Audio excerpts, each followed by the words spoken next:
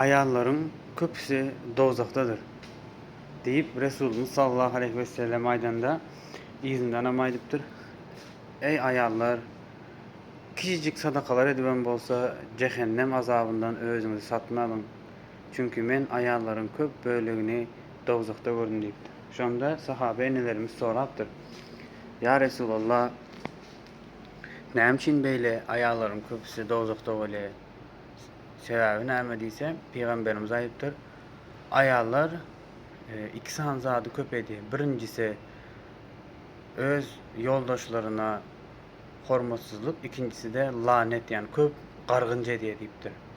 Birincisi näme? Gargynja etýärler. Sägeljik zada da agyzyna gelen zatlar bilen gargaýarlar da, yani garşysyndakyny. İkincisi de yoldaş olara ýagşylyk edýär, işte iyi biçkisini, elinden geldiği kadar onu goramagyny synaşy.